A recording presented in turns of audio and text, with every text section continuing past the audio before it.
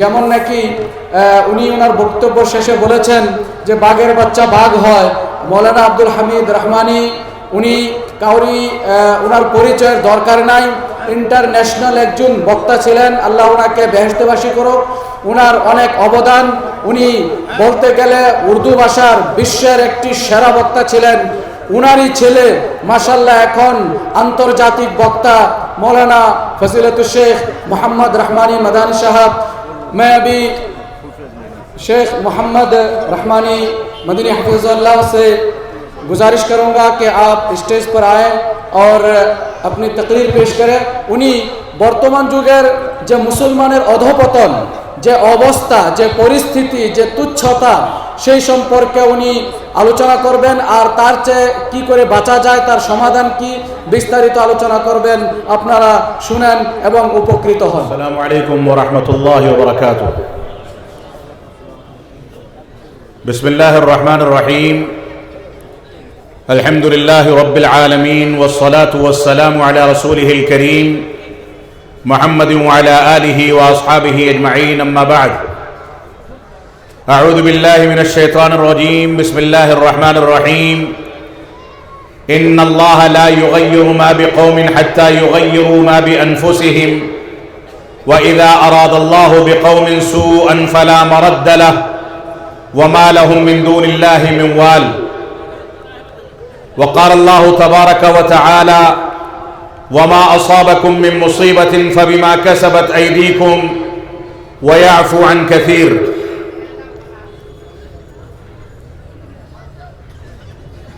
محترم ذمہ داران اجلاس، جوریہ آسام کی اس سرزمین پر رہنے والے ہمارے احباب جماعت، مسلمان بھائیوں اور بہنوں اور عزیز بچوں، میرے لیے بدقسمتی کی بات یہ ہے کہ میں آپ سے بنگلہ زبان میں مخاطب ہونے سے قاصر ہوں، کیونکہ اس زبان میں سے میں واقف نہیں ہوں، اور آپ اسی زبان سے زیادہ انسیت رکھتے ہیں، زیادہ لگاؤ رکھتے ہیں، لیکن اس کے باوجود میں اس بات کی کوشش کروں گا کہ آپ حضرات کے سامنے قرآن و سنت کی روشنی میں اپنے موضوع کی آسان الفاظ میں تھوڑی سی صراحت کر سکوں اور چند باتیں آپ کے سامنے رکھ سکوں۔ لیکن بدقسمتی یہ بھی ہے کہ ہمارے وہ احباب جو اس بات سے واقف ہیں کہ اردو زبان کی تعبیرات کیا ہوتی ہیں، اس بات سے واقف ہیں کہ قرآن و سنت کا مفہوم کیا ہے، وہ اسلامی معلومات کو اردو زبان میں سننے کے لیے تیار نہیں، لیکن موجودہ پرفتن دور میں فلمی دنیا کی اصطلاحات اور غلط انداز کی چیزیں ان کو باقاعدہ یاد ہوتی ہیں، اس پر محنت و جستجو کی جاتی ہے۔ نئی نسل کے بچے پورے گانے اور پورے میوزک اور ساری کی ساری چیزیں یاد کر لیتے ہیں، لیکن جہاں دینی امور کا معاملہ آتا ہے وہاں ہم چور دروازے تلاش کر کے اس سے کنارہ کشی اختیار کر لیتے ہیں۔ ہماری ذمہ داری ہے کہ دینی امور میں قرآن و سنت کی جانب رجوع کریں، منہج سلف کو اپنائیں، قرآن و سنت کے مطابق چلیں، قرآن و سنت کی پیروی کریں۔ اور یہ ایک مسلمہ حقیقت ہے کہ یہ دور جتنا بھی ترقی کر لے، اس دنیا میں مسلمان یا غیر مسلم قومیں جتنی بھی ترقی کر لیں، حقیقی ترقی یہی ہے کہ انسان پیچھے مڑ کر کے 1400 برس پہلے کی اس زندگی میں پہنچ جائے جہاں نبی آخر الزمان جناب محمد الرسول اللہ صلی اللہ علیہ وسلم ہماری انگلی پکڑ کر کے رہنمائی کرتے ہیں، جہاں آپ یہ بھی بتاتے ہیں کہ کھانے پینے کے آداب کیا ہیں، استنجا اور قضاء حاجت کا طریقہ کیا ہے، جہاں آپ یہ بھی بتاتے ہیں کہ بچوں کی تربیت کیسے کی جائے، شادی بیاہ میں کون سے آداب اور کون سے اصول و ضوابط کا خیال کیا جائے، جہاں آپ یہ بھی بتاتے ہیں کہ استنجا اور قضاء حاجت کے لیے جب انسان جائے تو پہلے کون سا پیر داخل کرے، निकलते हुए कौन सा पैर निकाले। अल्लाह के नबी सल्लल्लाहु अलैहि वसल्लम इसी की मिसाल देते हुए सहाबे किराम को मुखातब करके फरमाते हैं कि मेरी और तुम्हारी मिसाल उस चिराग के तरीके की है जिस चिराग पर रात के अंधेरे में जलते चिराग पर पतंगे गिर गिर करके अपनी जानें देते हैं, और मैं तुमको दुनियावी चमक दमक पर तबाह बर्बाद होने हलाक होने से बचाने के लिए तुम्हारी कमर पकड़ पकड़ करके तुमको खींचता हूं, कुरान और सुन्नत की तालीम देता हूं, उसके बावजूद तुम दुनिया की तरफ भागते हो। आज के दौर में, या ये कहा जाए आज के पुरफितन दौर में, हमने जिन चीजों को इख्तियार कर लिया, खाने पीने से लेकर के उठने बैठने तक, सोने बेदार होने से लेकर के तालीम के हुसूल तक, सफर करने से लेकर के लोगों से मामलात करने तक, लोगों से ताल्लुकात बनाने से लेकर के तिजारत के मामलात तक, हर चीज में दीन के नाम पर हम अपने फहम को तरजीह दे करके दीन इस्लाम के हकीकी ज़वाबित को किनारे रख देते हैं, और जिसके नतीजे में हम गुमराह होते हैं और लोगों को गुमराह करते हैं। आज के इस इजलास में मुझको जो मौजू दिया गया है वो मौजूदा हालात में मुसलमानों की जिम्मेदारियों के बारे में है कि इन अहवाल में जब आए दिन नए नए फितरों का मुशाहिदा किया जा रहा है, रसूल अकरम सल्लल्लाहु अलैहि वसल्लम की हदीस आपकी पेशीन गोई सादिक होती नजर आ रही है, जिसमें आप फरमाते हैं कि इंसान सुबह के वक्त में मुसलमान बेदार होगा, शाम में काफिर हो जाएगा, शाम में काफिर होगा और मुसलमान होगा, और सुबह के वक्त में काफिर हो जाएगा। वो दौर आ चुका है। हर फितना आज हमको समेटने और दबोचने के लिए चारों जानिब से हमको घेर करके खड़ा है। कहीं इनकार हदीस का फितना है, कहीं तनकीस सहाबा का फितना है, कहीं तौहीन सहाबा का फितना है, कहीं दीन के नाम पर खुरूज का फितना है, कहीं दीन के नाम पर कुरान मजीद पर इक्तिफा करते हुए अहले कुरान का फितना है, कहीं मातुरीदियत का फितना है, कहीं तकलीद शख्सी का फितना है, कहीं अपनी राय को राजिह करके दीन इस्लाम की तालीमात को बालाए ताक रखने का फितना है। फितने इतने कसीर तादाद में हैं कि एक फितने का इलाज करते करते एक इंसान फारिग नहीं हो पाता है, उससे पहले दसियों नए फितने जन्म लेकर के हमारे ईमान को कमजोर कर डालते हैं। तो मौजूदा अहवाल, इन अहवाल में हमारी जिम्मेदारियां क्या हैं, इस पर मैं थोड़ी सी गुफ्तगू करने के लिए आपके सामने हाजिर हुआ हूं। मौजूदा हालात में सबसे बुनियादी जिम्मेदारी यह है कि हम कुरान और सुन्नत की जानिब रुजू करके इस बात को समझें कि तौहीद का तकाजा क्या है, इस बात को समझें कि कुरान और सुन्नत की पैरवी का तकाजा क्या है,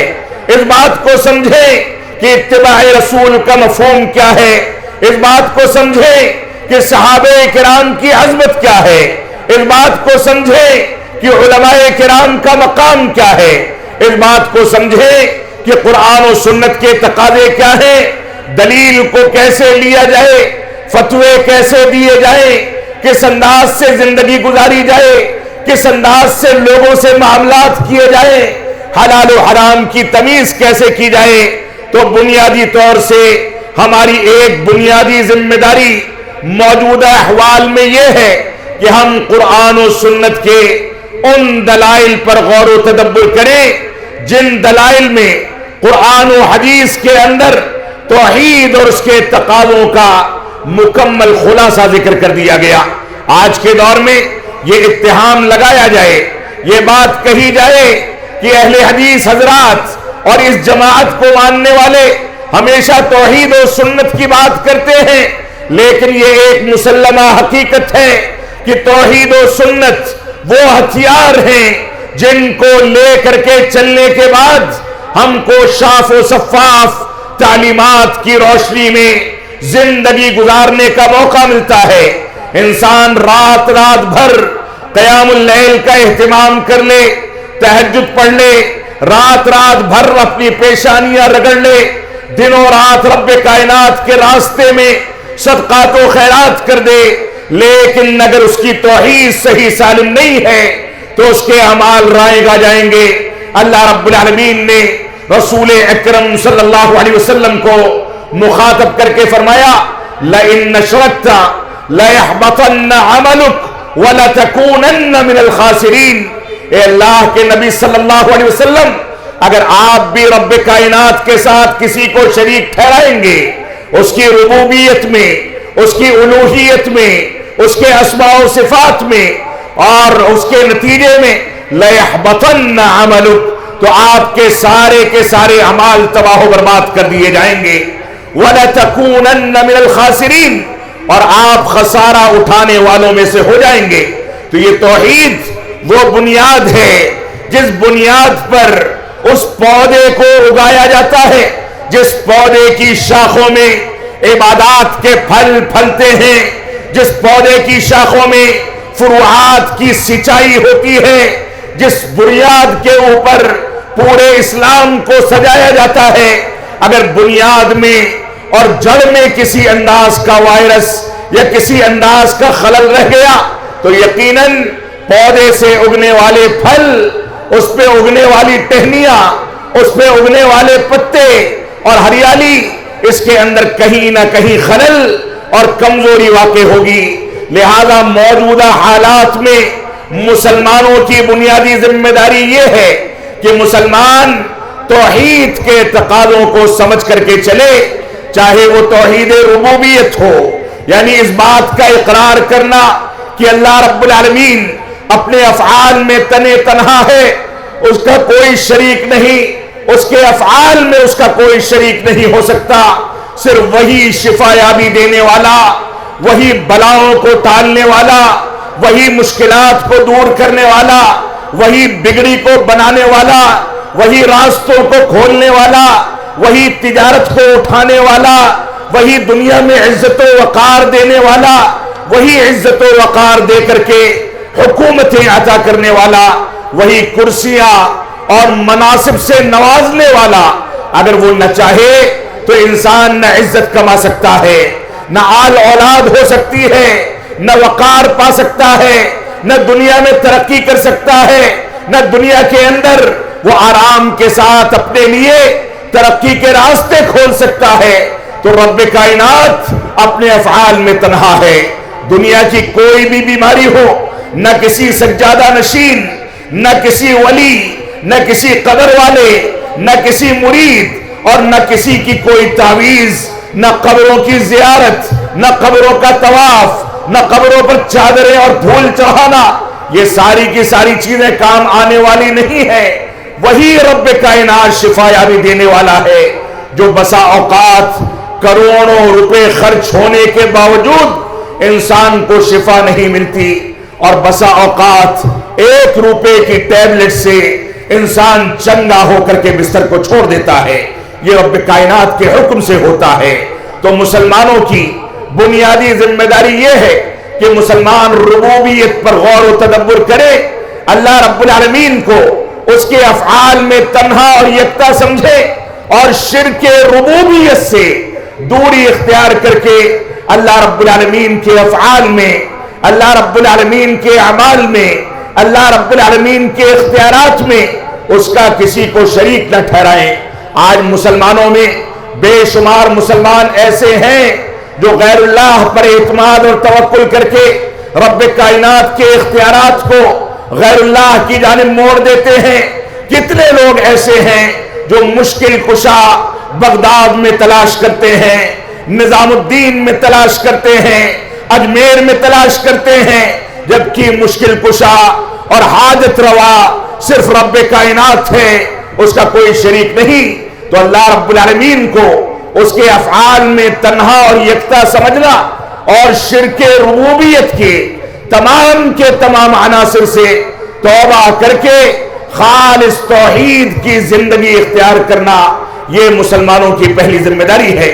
दूसरी जिम्मेदारी ये है कि मुसलमान तौहीद उलूहियत के तकाज़ों पर गौर व तदब्बुर करें,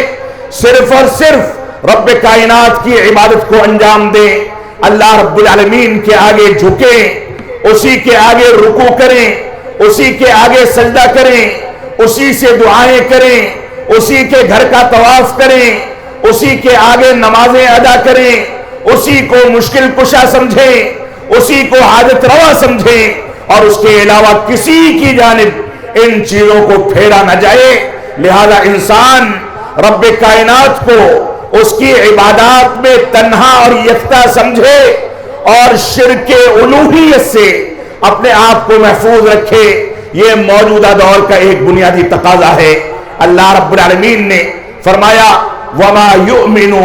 अक्सरुहुम बिल्लाहि इल्ला वहुम मुशरिकून, इनमें के अक्सर लोग अल्लाह रब्बुल आलमीन पर ईमान रखते हैं, अपना नाम अब्दुल्ला अब्दुर्रहमान और इस्लामी नामों से मौसूम करते हैं, लेकिन इनमें की अक्सरियत शिर्क करने वाली है। अल्लाह रब्बुल आलमीन की रुबूबियत में, उसकी उलूहियत में, उसके अस्मा व सिफात में गैरुल्लाह की जानिब अल्लाह रब्बुल आलमीन के इख्तियारात को फेरने वाली है। तो ये मुसलमान बज़ाहिर तो ये कहता है कि मैं तौहीद परस्त हूं, लेकिन गैरुल्लाह की कब्रों पर जाकर के, गैरुल्लाह से मिन्नतें मांग करके, गैरुल्लाह से दुआएं करके, गैरुल्लाह को मुश्किल कुशा और हाजत रवा समझ करके अपनी इबादतों को तबाह करता है। और आप सोचें, जिसके बारे में रब्ब कायनात ने अपने नबी को मुखातिब करके फरमा दिया कि लइन अशरकता लयहबतन्न अमलुक, कि अगर आप भी अल्लाह रब्बुल आलमीन के साथ किसी को शरीक ठहराएंगे तो आपके अमाल तबाह बर्बाद कर दिए जाएंगे। वला तकूनन्न मिनल खासिरीन, और आप खसारा उठाने वालों में से हो जाएंगे। वो नबी आखिर ज़मा जिसके इशारे पर चांद के दो टुकड़े हो गए, वो नबी आखिर ज़मा जिसको शफाअत उज़्मा अता की गई, वो नबी आखिर ज़मा जिसको सैयदुल अंबिया बनाया गया, वो नबी आखिर ज़मा जिस पर कुरान मजीद जैसा मौजिज़ा नाज़िल किया गया, वो नबी आखिर ज़मा जिसके बारे में कब्र के 3 सवालों में से एक सवाल उसकी जात और उसकी शख्सियत के बारे में किया जाएगा। उस नबी को मुखातिब करके रब्ब कायनात ने तंबीह कर दी कि आप भी शिर्क करेंगे तो आपके अमाल भी तबाह बर्बाद हो जाएंगे। तो हम कौन से खेत की मूली हैं, हम कौन सी हैसियत रखते हैं, हमारा शुमार और हमारी गिनती आज के अमल के लिहाज से मुसलमानों के किसी जुमरे में हो जाए तो ये रब्ब कायनात का एहसान अजीम होगा। तो हमारी ये जिम्मेदारी है कि हम सबसे पहले मौजूदा हालात में अपनी जिम्मेदारियों को समझते हुए तौहीद के तकाज़ों की जानिब रुजू करें। तौहीद की तीसरी किस्म तौहीद अस्मा व सिफात है। ये वो किस्म है जिसकी बुनियाद पर अहले कलाम के फिरके अहले सुन्नत वल जमाअत से अलग हो गए। कोई इख्वानी फिक्र रख करके सहाबे किराम की तनकीस को रवा समझता है, कोई खारिजी बन करके मुस्लिम हुक्काम की तकफीर करता है, उलमा को इस्लाम से खारिज कहता है, कोई मातुरीदी बन करके कुरान और सुन्नत के दलाइल में तौजीह तावील करता है, कोई अशअरी बन करके अल्लाह की सिफात का इनकार या उसकी तावील करता है। ये अस्मा व सिफात की ये तौहीद जो है, इसकी बुनियाद पर अहले सुन्नत वल जमाअत के अकीदे के मुताबिक जो लोग चले वो उस पर बाकी हैं। और वो अकीदा ये है कि हम अल्लाह रब्बुल आलमीन के नामों और उसकी सिफात जैसे कुरान और सुन्नत रसूल अकरम सल्लल्लाहु अलैहि वसल्लम की ज़बान मुबारक और रब्ब कायनात के कलाम में उसके नाम और उसकी सिफतें वारिद हुई हैं, वैसे ही उनको बिला किसी कैफियत के बयान किए हुए, बिला किसी मिसाल के, बिला किसी तातील के, बिला किसी इनकार के, बिला किसी तशबीह के उसका इकरार कर लें। क्योंकि रब्ब कायनात का फरमान है लैसा कमिस्लिही शै व हुवा समीउल बसीर, कि अल्लाह रब्बुल आलमीन के मानंद कोई चीज नहीं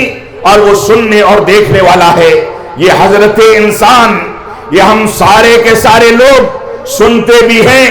دیکھتے بھی ہیں، اور رب کائنات بھی سنتا اور دیکھتا ہے، لیکن ہمارے سننے اور دیکھنے میں اور رب کائنات کے سننے اور دیکھنے میں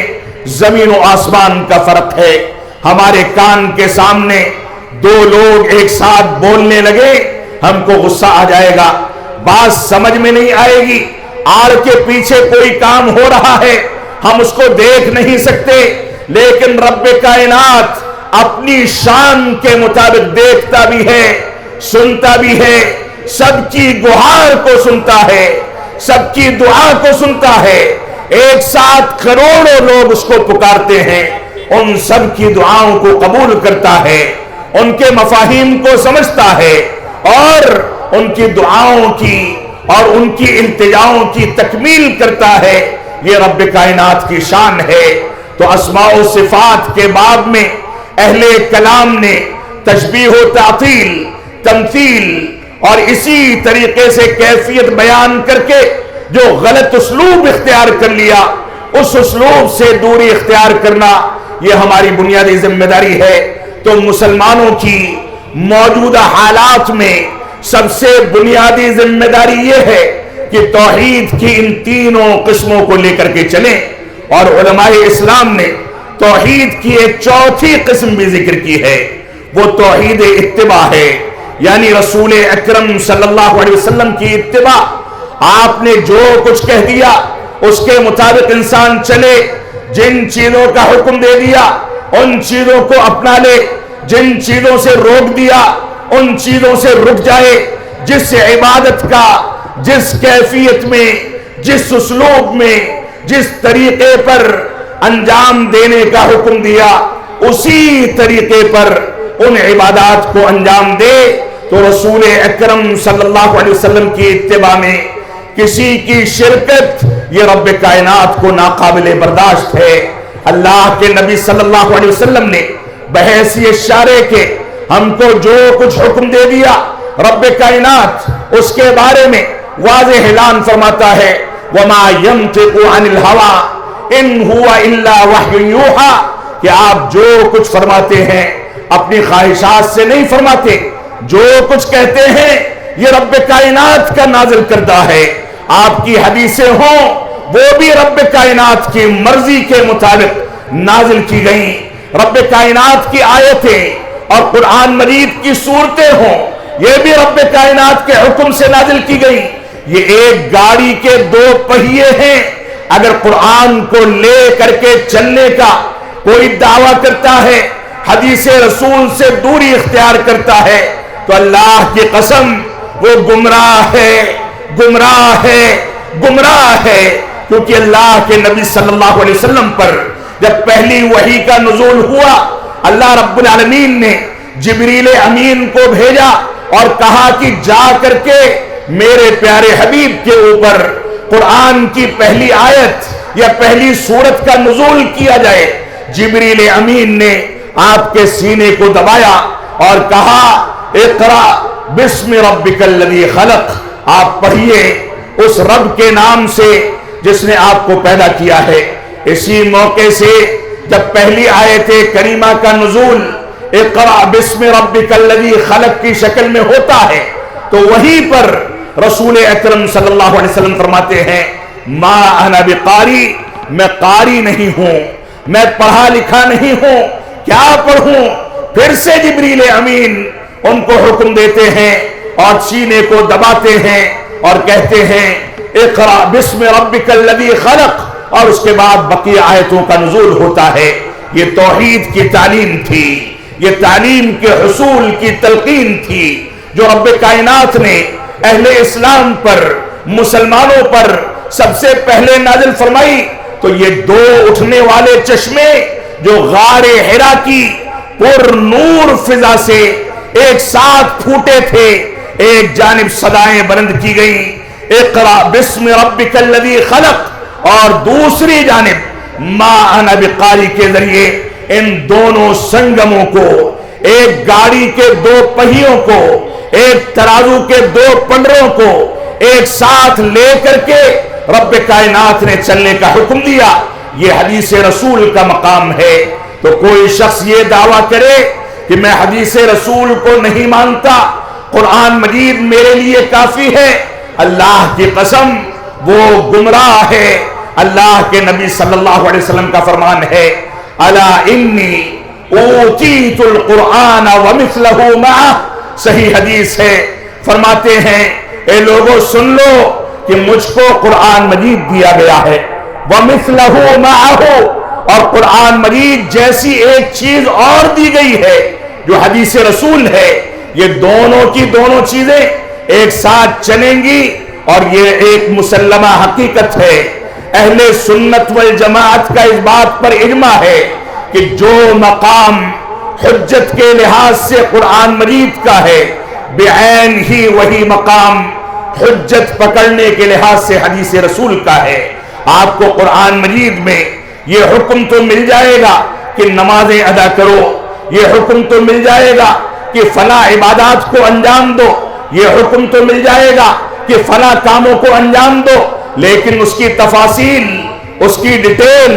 اور اس کے جزئیات اور اس کا طریقہ، اس کی کیفیت، یہ ساری کی ساری چیزیں رسول اکرم صلی اللہ علیہ وسلم کی حدیث مبارکہ میں ملیں گی۔ اور یہی دو سنگم، یہی دو چشمے صافی ہیں جن کو لے کر کے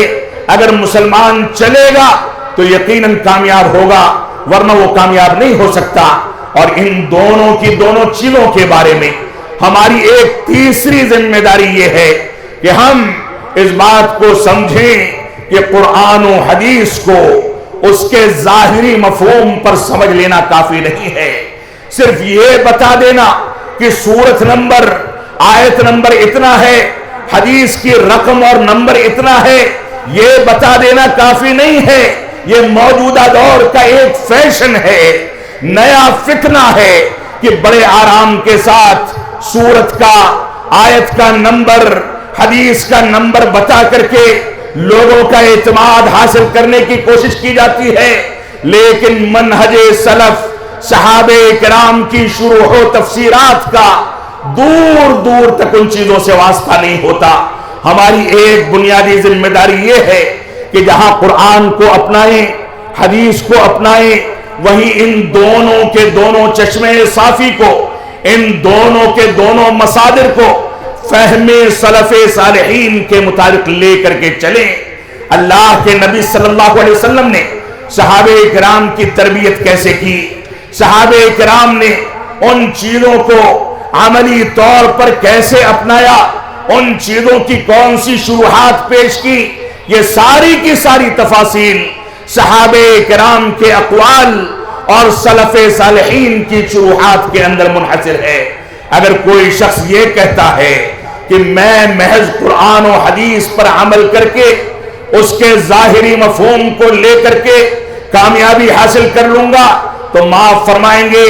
جب تک اس سے منہج سلف اور صحابہ کرام کے طرز فہم کو، سلف صالحین کے طرز فہم کو جوڑ نہ دیا جائے، جب تک قرآن و حدیث کے فہم کا یا اس کے ظاہری مفہوم کا کوئی خاطر خواہ فائدہ نکل کر کے نہیں آنے والا۔ تو یہ تینوں کی تینوں چیزیں لے کر کے چلنا ہماری ذمہ داری ہے۔ اللہ رب العالمین نے فرمایا فَبِهُدَاهُ مُقْتَدِهْ، یہ صحابہ کرام ہیں، یہ اللہ کے نبی صلی اللہ علیہ وسلم کے لیے مر مٹنے والے، کپڑوں میں پیبند لگا کر کے زندگی گزارنے والے، بھوکے اور پیاسے رہنے والے لوگ ہیں، جو اپنے نبی کے لیے احد میں فدائیت کی مثالیں قائم کرتے ہیں۔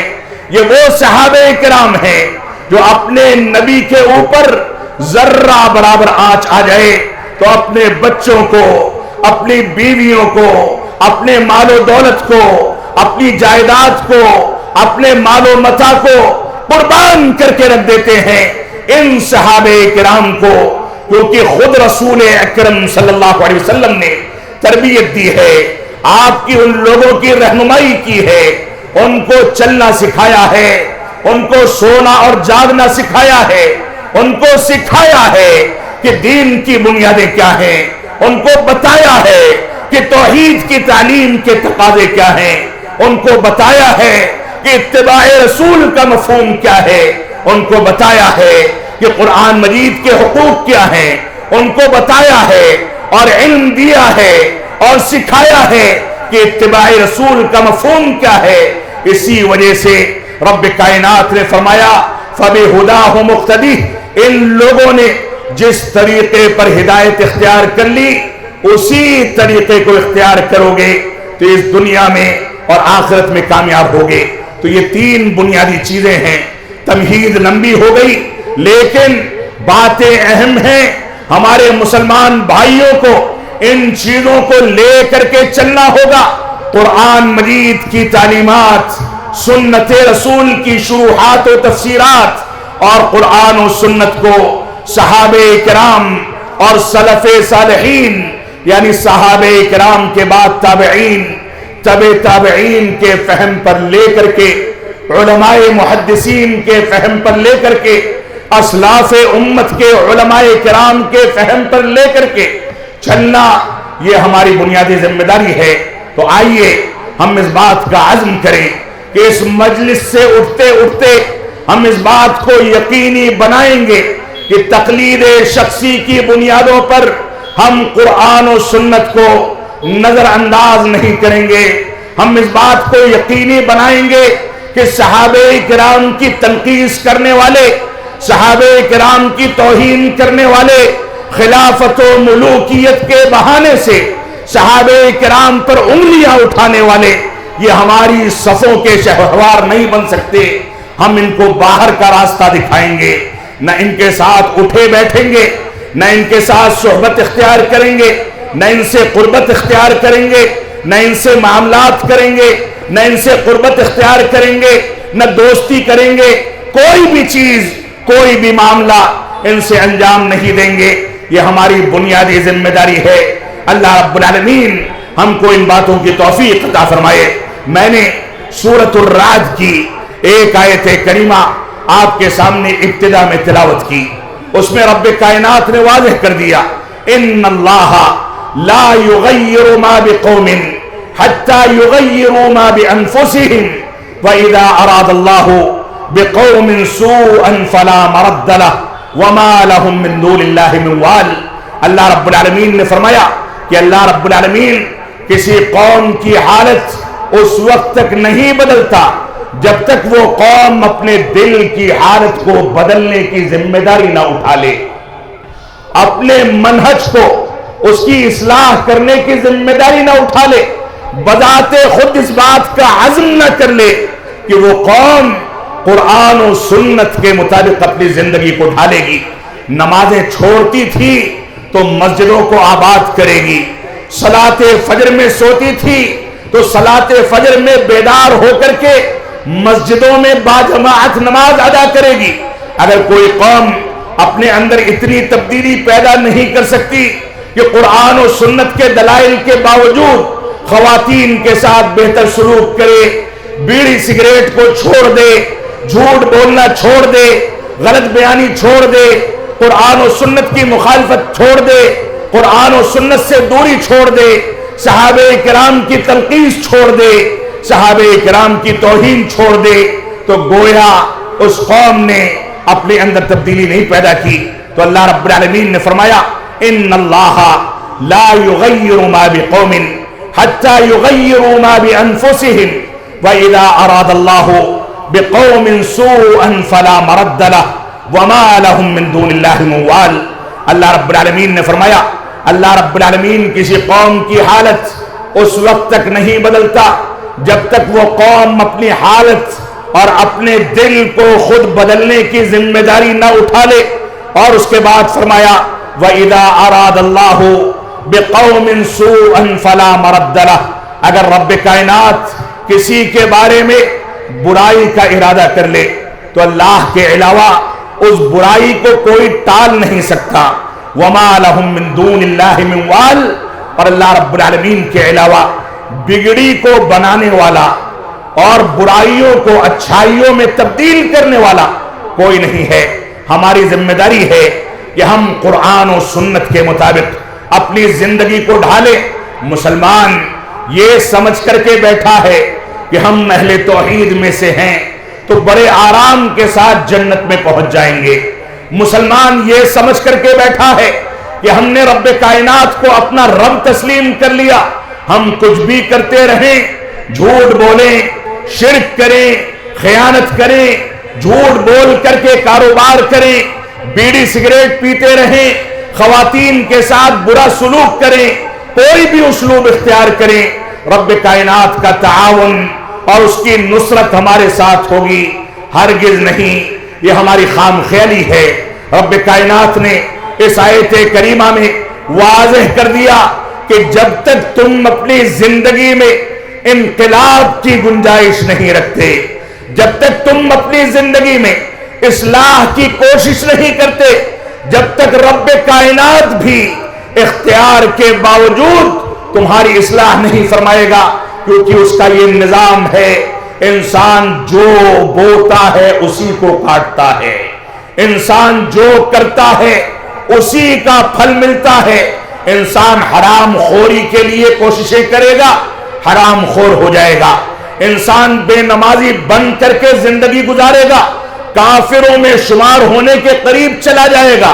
بے نمازی ہو جائے گا۔ انسان جھوٹ کو اپنائے گا، جھوٹوں میں لکھا جائے گا۔ اسلام سے انسان سچائی کو اپنائے گا، سچائی میں لکھا جائے گا، سچوں میں لکھا جائے گا۔ لہذا مسلمانوں کی ذمہ داری ہے کہ اس آیت کریمہ پر غور کریں۔ اگر آپ اپنے معاشرے کو، اپنی زندگی کو، اپنے رہن سہن کو، اپنے خاندان کو، اپنے گھرانوں کو دیکھ کر کے چلیں تو اس میں کم از کم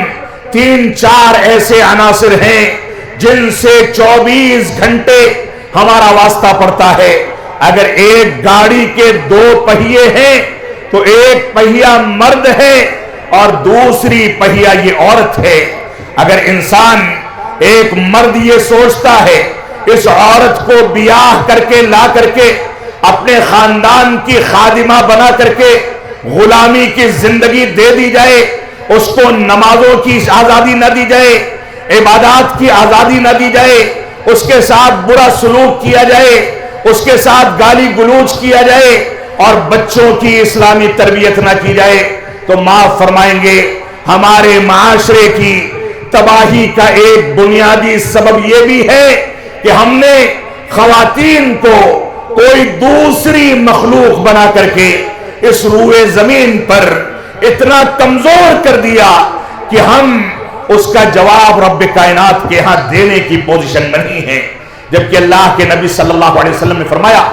الدنیا متاع وخیر متاع الدنیا المرأة الصالحہ، یہ دنیا ایک قیمتی سرمایہ ہے اور اس دنیا کا ایک قیمتی سرمایہ یہ نیک خاتون ہے۔ اگر نیک خاتون شادی بیاہ میں رسول اکرم صلی اللہ علیہ وسلم کی تعلیم کے مطابق تلاش کر کے اس سے رشتہ کیا جاتا ہے تو یہ نیک خاتون جب گھروں میں آتی ہے تو گھروں میں اسلامی تعلیمات کا رواج بڑھتا ہے۔ یہ نیک خاتون جب خاندانوں میں سانس لیتی ہے تو خاندانوں کو جنت نشان بناتی ہے۔ یہ نیک خاتون جب اس کے پیٹ میں بچہ ٹھہرتا ہے تو یہ نیک خاتون اسی وقت سے بچے کی اسلامی تربیت کی فکر کرتی ہے۔ بچے کی ولادت کے بعد سے لے کر کے 7 سال کی عمر تک اس کو تلاوت کلام پاک، نمازیں اور نیک کاموں کی عادی بناتی ہے۔ 7 سال کا ہو جاتا ہے تو نمازوں کا حکم دیتی ہے۔ 10 سال کا ہو کر کے بھی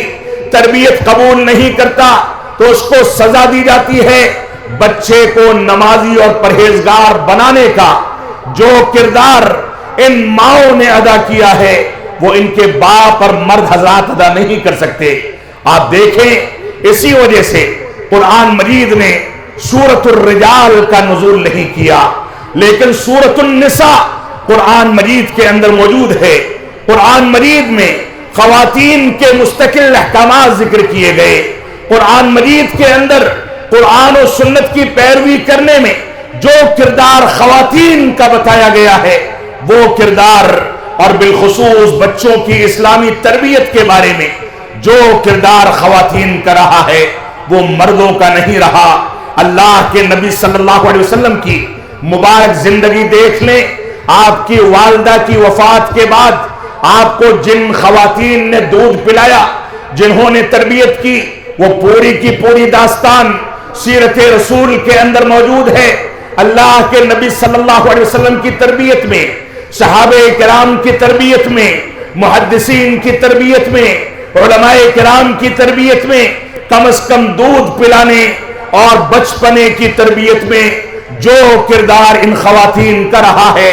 انہی خواتین کی کوکھ سے جنم لینے والے، انہی کی گود میں پلنے والے بچے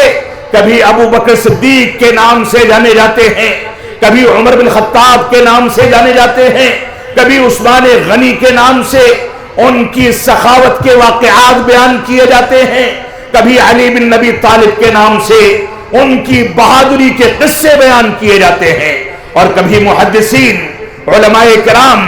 ائمہ محدثین کی تاریخ پڑھی جاتی ہے تو ان کی ماؤں کی دعاؤں کا کردار ان کی زندگی کی کامیابی میں واضح طریقے سے محسوس کیا جا سکتا ہے. یہ خواتین کا وہ مقام ہے کہ گاڑی کے دو پہیوں میں سے ایک پہیا اگر مرد ہے تو دوسرا عورت ہے، لیکن اس کے باوجود ہمارے معاشرے میں آج جو ہماری ذمہ داری ہے وہ ذمہ داری یہ ہے کہ ان خواتین کو جائیداد میں ان کا حق دے کر کے ان کے ساتھ انصاف کیا جائے. جائیداد سے محروم کر کے، حرام خوری کر کے، ان کی جائیداد ہڑپ کر کے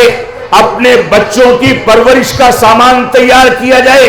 حرام خوری کر کے ان کی حق تلفی کی جائے، اور اس کے بعد یہ امید رکھی جائے کہ اچھے مسلمان پیدا ہوں گے، نمازی بچے پیدا ہوں گے. یہ خام خیالی ہے. ہماری ذمہ داری ہے کہ ان خواتین کے حقوق کو ادا کریں. وراثت میں اسلام نے ان کے جو حقوق دیے ہیں ان کا خیال کیا جائے. یہ بڑا عجیب اتفاق ہے کہ پورے جتن کر کے، رشتہ تلاش کر کے، مال و دولت جمع کر کے، دعوتوں کا اہتمام کر کے، پنڈال سجا کر کے ان خواتین سے نکاح کرنے کے بعد ان کو عزت و آبرو کی شکل میں گھروں کے اندر لا کر کے بیٹھایا جاتا ہے، اور جب مردوں کا دل بھر جائے تو ایک مجلس کی 3 طلاق میں ان کو نکال کر کے باہر کر دیا جائے. اور اسی آسام کی سرزمین کا ایک وہ پولیٹیکل شخص ہے جس نے پارلیمنٹ میں بیٹھ کر کے یہ بات کہی تھی کہ یہ دہشت گردی ہے، یہ دہشت پسندی ہے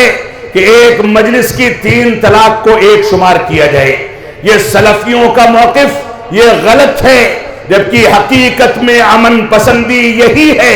کہ خواتین کو گھروں کی چہار دیواری میں رہ کر کے زندگی گزارنے کا موقع دیا جائے. بوقت مجبوری ان کو طلاق دینے کی نوبت آئی تو پہلی طلاق تنبیہ کے طور پر دے کر کے ان کو 3 مہینے کی مدت دی جائے کہ وہ بناؤ سگار اختیار کر کے شوہر کو اپنی جانب مائل کریں اور یہ خاندان کسی طرح سے باقی رہ جائے. آج کے دور میں ان خواتین کو ایک بندوق کے اندر 3 گولیاں رکھ کر کے ایک ساتھ شوٹ کر کے ایک ہی پل اور چند منٹوں کے اندر چوکھٹ سے باہر بے عزت کر کے بھگا دیا جاتا ہے. حقیقت یہ ہے کہ یہ خواتین کی حق تلفی ہے. ان خواتین کے ساتھ یہی ناروا سلوک بعض فقہی آرا کی بنیاد پر، قرآن و سنت سے کی مخالفت کی بنیاد پر اگر کیا جاتا رہا تو معاف فرمائیں گے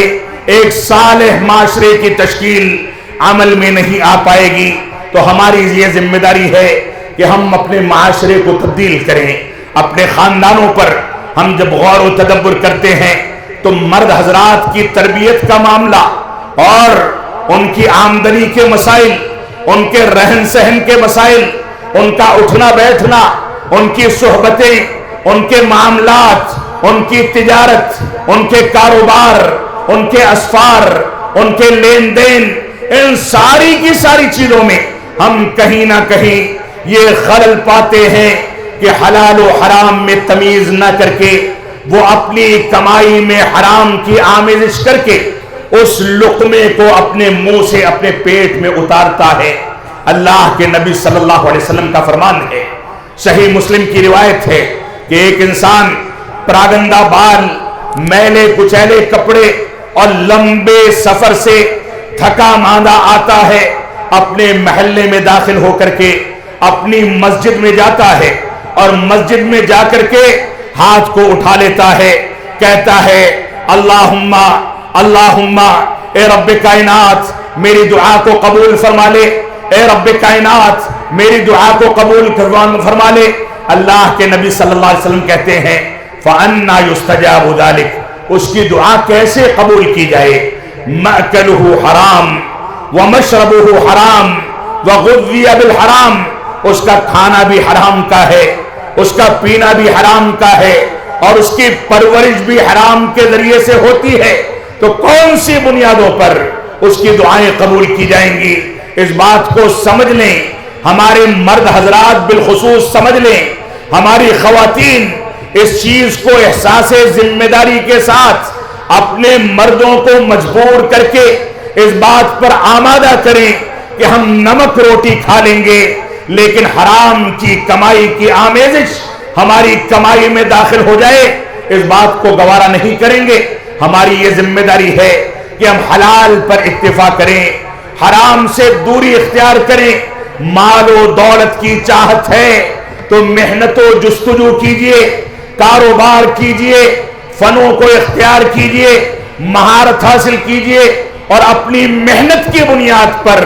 कमाई कीजिए, ताकि हलाल के जरिए खाएं और हलाल के जरिए मस्जिदों को आबाद करें, मदारिस को ताउन दें, उलमा की किफालत करें, हलाल कमाई के जरिए अपने खानदानों को लेकर के चलें। अगर हमारी जिंदगी में और बिलखुसूस मर्दों की जिंदगी में हलाल और हराम की तमीज खत्म हो जाएगी तो हमारा माशरा तबाही की जानिब तेजी के साथ चलता चला जाएगा। न हमारी दुआएं कबूल होंगी, न इबादतें कबूल होंगी, न रब्बे कायनात की दुआ, जब दुआ की जाती है तो न सोज पैदा होगा, न आंखों से आंसू आएंगे, न इबादत में चाशनी मिलेगी, न खुशू व खुजू पैदा होगा और ना ही नई नस्ल की इस्लामी तरबियत के लिए इम्कानात और वसाइल पैदा होंगे। लिहाजा हम अपने माशरे में, अपने खानदान में जहां इस बात को देखें कि खवातीन के साथ बेहतर सलूक किया जाए, उनके हुकूक अदा किए जाएं, वहीं दूसरी जानिब मर्द हजरात अपनी जिम्मेदारियों को महसूस करें और वहीं तीसरी जानिब हमारी ये जिम्मेदारी है कि नई नस्लों की इस्लामी तरबियत के लिए हम उलमा से जुड़ करके उनको ऐसी तालीम दें कि नई नस्लें, हमारा बच्चा ये समझ सके कि नमाज के अहकाम क्या हैं, वो ये जान सके कि कुरान मजीद की तिलावत कैसे की जाती है, उसको इस बात का इल्म हो कि हलाल और हराम की तमीज क्या है, वो इस बात का इल्म रखे कि तौहीद और शिर्क में फर्क क्या है, वो इस बात को जान सके कि बिदआत और सुन्नत के दरमियान क्या फर्क है और सुन्नत को अपनाना नजात के लिए क्यों जरूरी है, बिदआत और अहले बिदअत से दूरी इख्तियार करना तबाही का बाइस क्यों है। ये सारी की सारी चीजें नई नस्लों की इस्लामी तरबियत में जब तक शामिल नहीं की जाएंगी, जब तक हमारा माशरा सालिह माशरा नहीं बन सकता। तो रब्ब कायनात ने फरमाया इन्नल्लाह ला युगय्यिरु मा बिकौमिन हत्ता युगय्यिरु मा बिअनफुसिहिम व इज़ा अरादल्लाहु बिकौमिन सूअन फला मरद्द लहु व मा लहुम मिन दुनिल्लाहि मिन वाल। सूरतुर राअद में आयत नंबर 11 में रब्ब कायनात ने वाज़ेह कर दिया, हमारी ये जिम्मेदारी है कि मौजूदा दौर के जो हालात हैं, जिसके नतीजे में मुसलमान बेचैनी का शिकार है, मुसलमान बेआरामी का शिकार है, मौजूदा हालात के तनाजुर में कहीं एनआरसी, कहीं सीएए और इस तरह की चीजों का खौफ लेकर के मुसलमान बेताबी की जिंदगी गुजारता है। हकीकत यह है कि अगर मुसलमान ने अपने रब का खौफ अपने दिल में बैठाया होता तो दुनियावी चीजों के खौफ से वो कभी सहमता नहीं, कभी घबराता नहीं। रब्बे कायनात से डर करके देखें, रब्बे कायनात को रात की तारीकी में याद करके देखें, अल्लाह रब्बुल आलमीन के आगे झुक करके देखें, अल्लाह रब्बुल आलमीन को पुकार करके देखें। हलाल रोजी पर इक्तिफा करने के बाद दुआएं करके देखें, रब्बे कायनात से रो करके और गिड़गिड़ा करके देखें, रब्बे कायनात से भीख मांग करके देखें। कौन सी ऐसी चीज है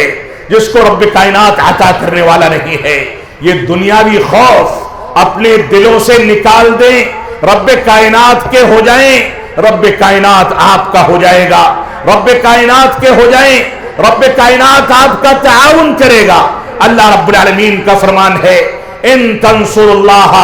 यंसुरकुम व युसब्बित अक़दामकुम। अगर तुम लोग रब्बे कायनात की मदद करोगे, उसके दीन पर चल करके,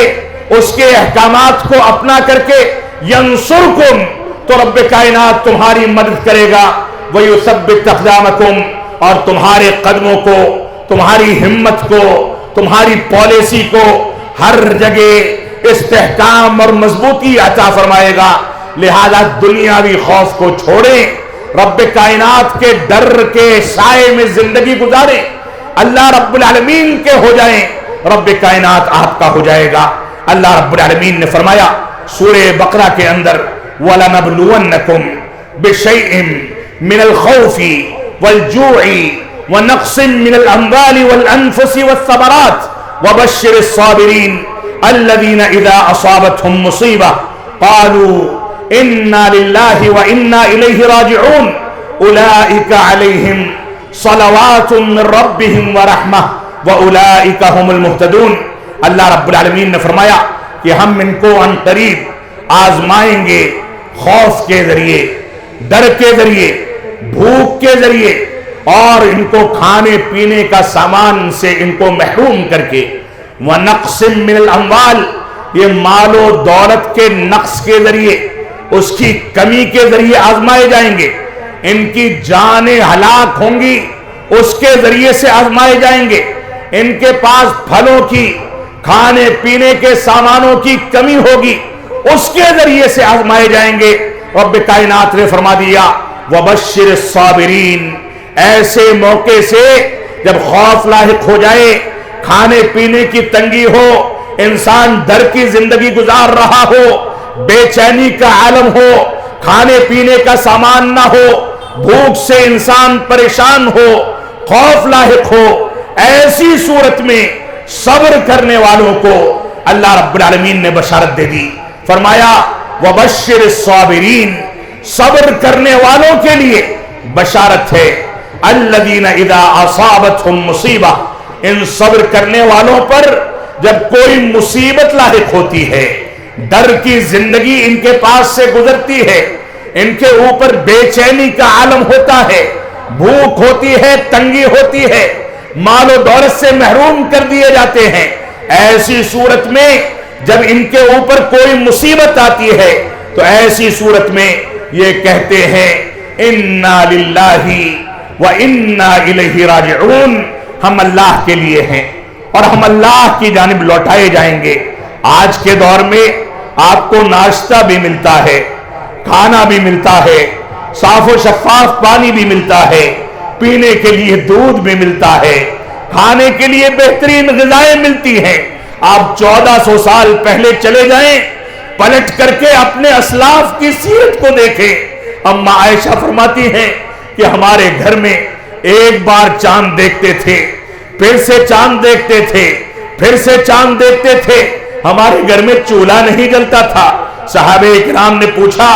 गुजारा कैसे होता था, तो फरमाती हैं अल अस्वदैन, दो सियाह चीजों पर गुजारा करते थे। अल्लाह के नबी सल्लल्लाहु अलैहि वसल्लम मरजुल मौत में थे,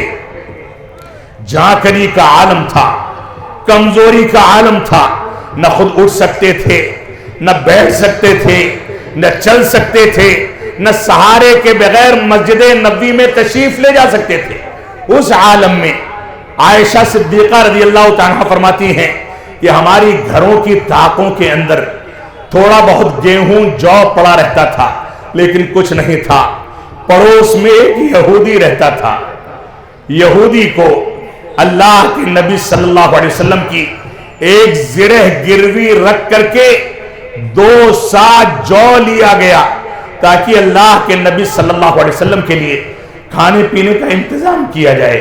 आज हम बड़ी आराम की जिंदगी गुजार रहे हैं। हमारी बेदीनी,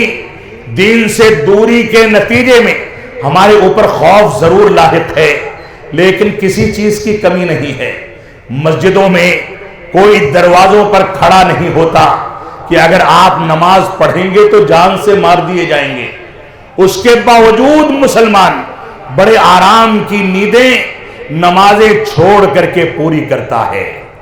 आज के दौर में कोई आपको मजबूर नहीं करता कि आप कुफ्र करें। मस्जिदों की अजान को रोक दिया जाए, मस्जिदों को आबाद न किया जाए। आपको सारे के सारे इम्कानात दिए गए हैं। अमन और सलामती का उमूमन गहवारा है हमारा मुल्क। हम आराम के साथ सफर कर सकते हैं, आराम से अजान दे सकते हैं, क़ाल अल्लाह और क़ाल रसूल की सदाएं बुलंद कर सकते हैं। उसके बावजूद हम इन चीजों पर अमल नहीं करते तो बजाते खुद हम अपने पैर पर कुल्हाड़ी मारते हैं। तो अल्लाह रब्बुल आलमीन ने फरमाया अल्लज़ीना इज़ा असाबतहुम मुसीबा, ये वो लोग हैं जो सब्र और तहम्मुल से काम लेते हैं। ये वो लोग हैं जब इनको कोई मुसीबत लाहिक होती है तो कहते हैं इन्ना लिल्लाहि व इन्ना इलैहि राजिऊन। तो असलाफ़े उम्मत को देखें। अबू दाऊद की गालिबन रिवायत है जिसको शेखुल इस्लाम और अमीरुल मुहद्दिसीन अल्लामा अलबानी रहमतुल्लाह अलैह ने सही करार दिया है कि अल्लाह के नबी सल्लल्लाहु अलैहि वसल्लम एक रोज मदीना की गलियों में निकलते हैं, देखते हैं कि अबू बकर सिद्दीक और उमर बिन खत्ताब रज़ियल्लाहु तआला अन्हुमा गली में बेचैनी के आलम में दौड़ रहे हैं, घूम रहे हैं। फरमाया बेवक्त कौन सी चीज ने निकाला है? तो उन दोनों ने कहा कि अल्लाह के नबी सल्लल्लाहु अलैहि वसल्लम घर में कुछ खाने को नहीं है, कुछ पीने को नहीं है, हम निकले हैं कि कुछ खाने पीने को मिल जाए। तो अल्लाह के नबी सल्लल्लाहु अलैहि वसल्लम ने फरमाया उस जात की कसम जिसके हाथ में मेरी जान है,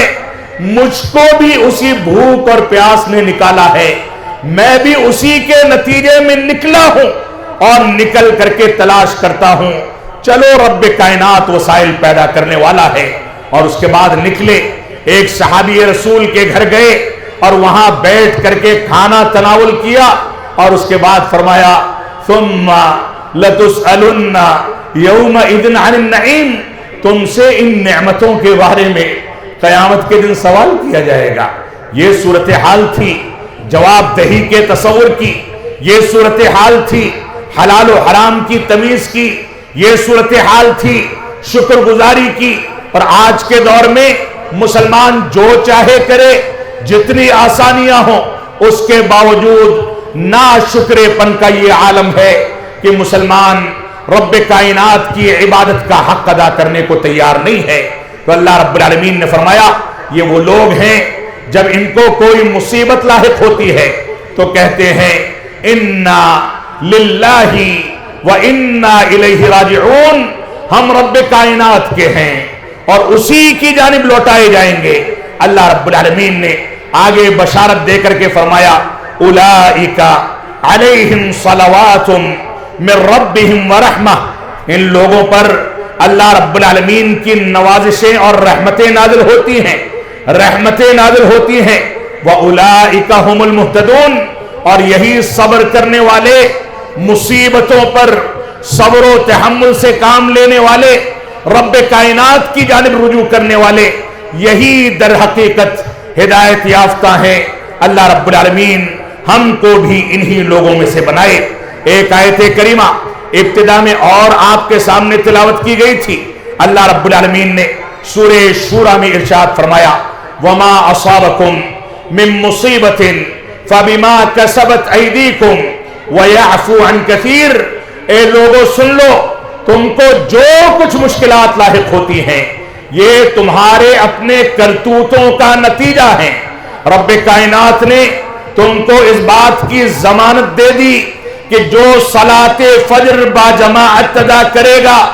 दिन भर रब्बे कायनात के हिफ्ज़ व अमान में आ जाएगा। ऐसी सूरत में रब्बे कायनात की खुशनौदी के लिए हम सलाते फजर अदा करने के बजाय उसकी नाराजगी को मोल लें और पड़े रहें बिस्तरों पर।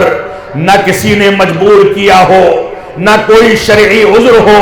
उसके बावजूद मस्जिदें वीरान पड़ी रहें तो माफ फरमाएंगे ये मुसीबत हमने खुद मोल ली है। अल्लाह रब्बुल आलमीन हमको हमारे अपने करतूतों के नतीजे में इस मुसीबत में घेर करके हमको तबाही की जानिब ढकेल रहा है। अल्लाह रब्बुल आलमीन हमको कुरान और सुन्नत की पैरवी करने की तौफीक अता फरमाए। आप सुने, एक रिवायत जिक्र करके मैं अपने खिताब को खत्म करना चाहूंगा, वक्त खत्म होने के करीब है। इब्ने अब्बास रज़ियल्लाहु अन्हुमा फरमाते हैं कुन्तु खल्फन नबी सल्लल्लाहु अलैहि वसल्लम यौमन, मैं अल्लाह के नबी सल्लल्लाहु अलैहि वसल्लम की सवारी पर आपके पीछे एक रोज बैठा हुआ था। क्या शानदार सवारी थी, कितनी बेहतरीन सोहबत थी। एक बच्चा है, एक मुरब्बी है, एक बच्चा है, एक मुअल्लिम है, एक उम्मती है, एक नबी और रसूल है, और इन दोनों की जो गुफ्तगू आगे बढ़ती है उसको मुसलमान बगौर समाअत फरमाए। फरमाया या गुलाम, ए प्यारे बच्चे, इन्नी उअल्लिमुका कलिमातिन, मैं तुमको चंद कलिमात सिखा देता हूं, इनको अच्छे तरीके से सीख लो, इन पर अमल पैरा हो जाओ, इनके मुताबिक जिंदगी को ढाल लो। पहले फरमाया इहफज़िल्लाह यहफज़का, अल्लाह रब्बुल आलमीन की हिफाजत करो, यानी रब्बे कायनात के दीन की हिफाजत करो, रब्बे कायनात तुम्हारी हिफाजत करेगा। इहफज़िल्लाह तजिदहु तुजाहक, ए प्यारे बच्चे सुन लो, अल्लाह रब्बुल आलमीन की हिफाजत करो, अल्लाह रब्बुल आलमीन को हर मकाम पर अपने सामने पाओगे। कोई मुसीबत पड़ जाए रब्बे कायनात की नुसरत नाजिल हो जाएगी। दीन की हिफाजत करोगे तो रब्बे कायनात तुम्हें आराम की जिंदगी मुहैया करेगा, तुम्हारे ऊपर अपनी मदद नाजिल फरमाएगा, तुम्हारा साथ देगा। तो फरमाया इहफज़िल्लाह तजिदहु तुजाहक, अल्लाह रब्बुल आलमीन की और उसके दीन की हिफाजत करो, तुम रब्बे कायनात को अपने सामने पाओगे। व इदा सअल्त फस्अलिल्लाह, जब सवाल करो तो गैरुल्लाह से ना करो, सज्जादा नशीनों से ना करो, कब्र वालों से ना करो, पीरों से ना करो, औलिया से ना करो, अपने मुरीदों से ना करो, अपनी मर्जी से जिनको तुमने मुश्किल कुशा और हाजत रवा बना रखा है उनसे न करो। इदा सअल्ता फस्अलिल्लाह, जब सवाल करो तो सिर्फ और सिर्फ रब्बे कायनात से करो। जब उससे सवाल करोगे तो तुम्हारे सवालात को पूरा करेगा, तुम्हारी ख्वाहिशात की तकमील करेगा। व इदा इस्तअनत फस्तइन बिल्लाह, जब मदद तलब करो तो अल्लाह रब्बुल आलमीन से करो। और उसके बाद सुन लो, अगर सारी की सारी दुनिया इस बात पर जमा हो जाए कि अला अन यनफऊका बिशैइन, कि तुमको कोई फायदा पहुंचाना चाहे, लम यनफऊक, तुमको फायदा नहीं पहुंचा सकती मगर उतना ही जितना फायदा कद कतबहुल्लाहु लक, जितना फायदा रब्बे कायनात ने तुम्हारे मुकद्दर में लिख दिया। और अगर सारी ताकतें, सारी मशीनरी, दुनिया के अंदर तदाबीर इख्तियार करने वाले सारे के सारे अफराद, सारे के सारे उदबा, सारे के सारे कवानीन, सारी की सारी ताकतें तुमको नुकसान पहुंचाना चाहें, लम यदुर्रुक, तुमको नुकसान नहीं पहुंचा सकते मगर उतना ही जितना रब्बे कायनात ने तुम्हारे मुकद्दर में लिख दिया है।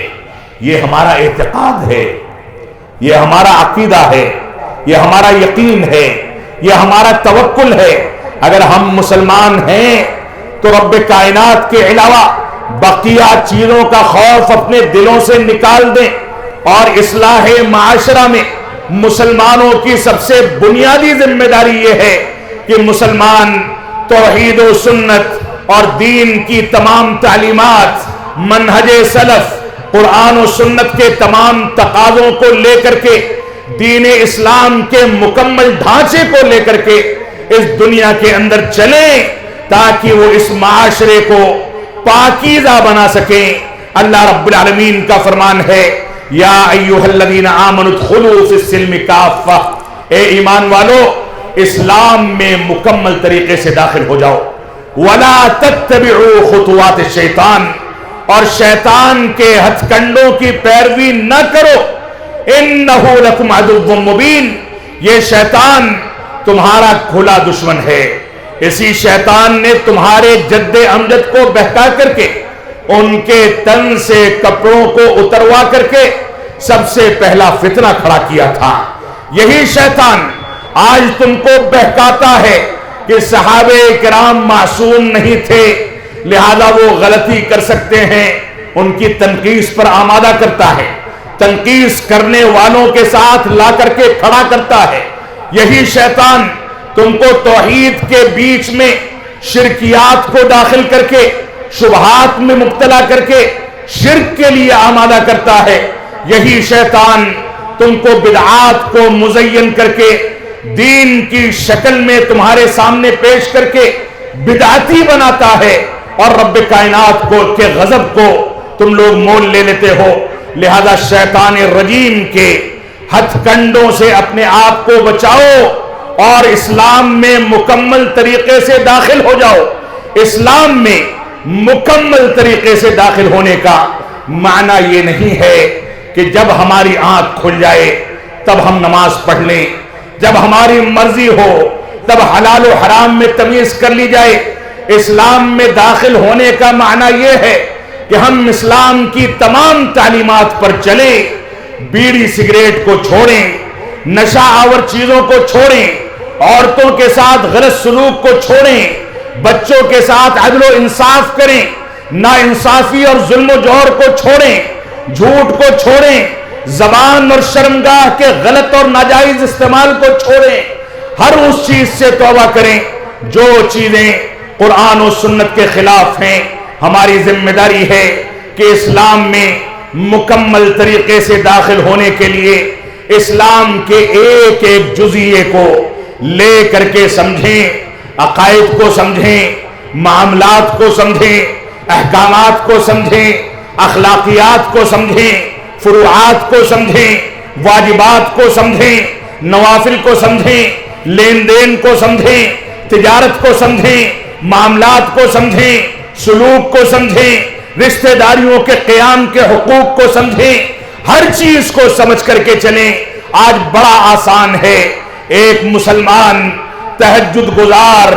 5 وقتہ نمازوں میں پہلی صفوں میں حاضری دینے والا گھروں کا ایک بزرگ ہوتا ہے، وہ آ کر کے پہلی صفوں کو آباد کرتا ہے، کبھی اذان بھی کہہ دیتا ہے، کبھی اقامت بھی کہہ دیتا ہے، اور تہجد گزار بھی ہے، لیکن یہ سمجھتا ہے کہ میں نماز پڑھ رہا ہوں جنت میں جانے کے لیے کافی ہے۔ دوسری چیزیں، معاملات، حلال و حرام کے مسائل، گھر کے لوگوں کو مسجد سے جوڑنا، دعوت و تبلیغ کرنا، گھر کے افراد کو اچھائیوں کا حکم دینا، برائیوں سے دور کرنا، برائیوں سے بچنا، نہی عن المنکر کے فریضے کو انجام دینا، یہ ہماری بنیادی ذمہ داری ہے کہ اسلام میں مکمل طریقے سے داخل ہونے کے لیے اس تصور کو سامنے رکھیں۔ بڑی بدقسمتی ہے